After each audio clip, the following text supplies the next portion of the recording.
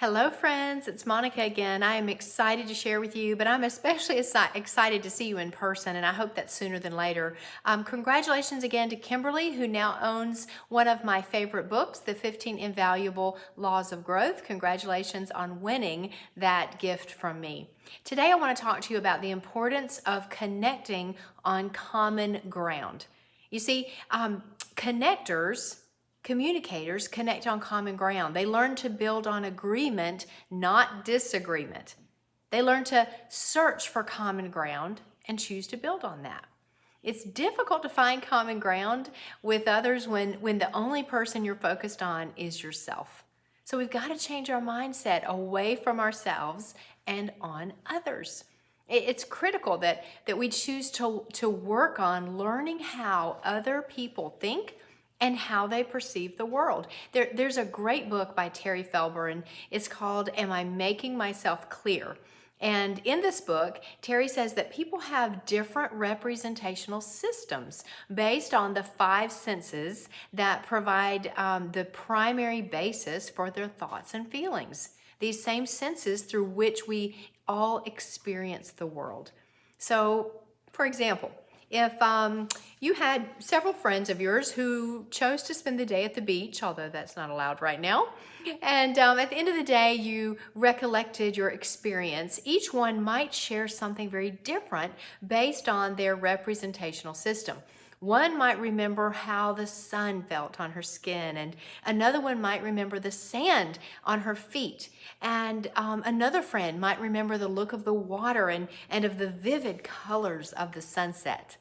A third might be able to describe the sounds of the ocean and even the birds, and yet another the smell of the salty air and even the sunscreen of the nearby sunbathers.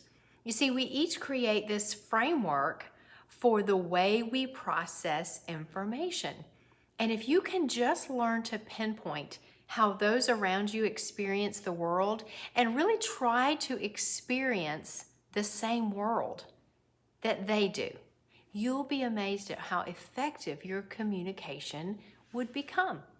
Have you ever taken one of those personality profile tests like Myers-Briggs, which shares 16 different personality types, or the DISC assessment, one of my favorites, which is 4 different profiles? These two are very popular in the workplace. There's a new one out also called Enneagrams. That's a great one. I'd love to do more of this maybe with you in the future, but about 20 years ago, I read a terrific book called Personality Plus.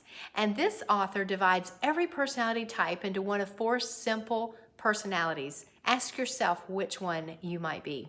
There's the powerful choleric, the dominant type A personality, usually very confident and driven. And then there's the popular sanguine. She is animated, sociable, spontaneous, is a talker, very popular. And then we have the perfect melancholy that's analytical, self-sacrificing, a planner, faithful and loyal, a deep thinker. And then lastly, there's the peaceful phlegmatic who is adaptable, reserved, patient, diplomatic, tolerant, and usually a good listener. You see, we're all different. We're all different. We're all unique, but people who connect are always searching and looking for common ground in spite of those differences. And that probably seems obvious, but all positive relationships are built on common interest and common values. The question is, if this is true, then why do so many people neglect to search for common ground? You see, I believe there are a whole list of reasons that we could share, but today I just want to talk about the 4 top barriers that we face when we try to find common ground. Number 1 is this: we make assumptions. We make assumptions. All miscommunications are a result of differing assumptions.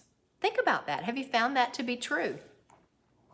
If we're not careful, we tell ourselves that we already know what others know, feel, and want. And sometimes the results are tragic and sometimes they're comical. Such was the case of the woman who was waiting on her flight to depart at the airport, and she decided to buy a little pack of cookies for a snack, and she bought a book at the gift shop in the airport, and she sat down to read her book before she boarded the plane.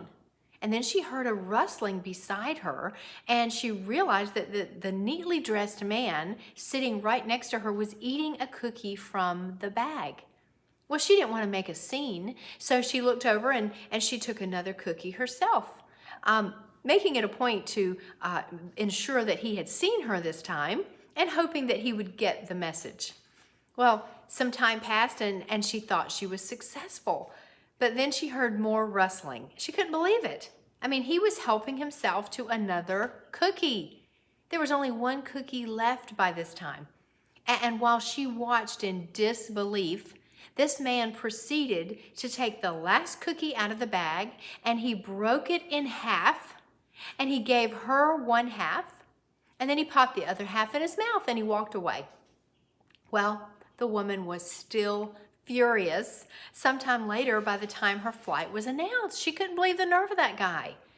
But when she opened her purse to get her boarding pass out, imagine how shocked and embarrassed she was when she saw her pack of unopened cookies inside her purse. Like the woman in the story, didn't you assume that the man was helping himself to her cookies? Sure you did. Admit it. I did the same thing when I read this story. Hey, this tells us a lot about ourselves. We all have a tendency to make assumptions.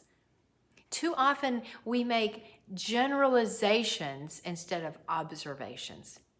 I want you to look at each person, your client, your coworker, like a good tailor. Every time the tailor sees a new client, he takes new measurements. He never assumes that people are the same as the last time he saw them. Number 2 is this, arrogance. Arrogance. We don't need to have the mindset of I don't need to know what others know, feel, or want. That is a huge barrier to connecting with others. A Supreme Court justice once said he believes that 9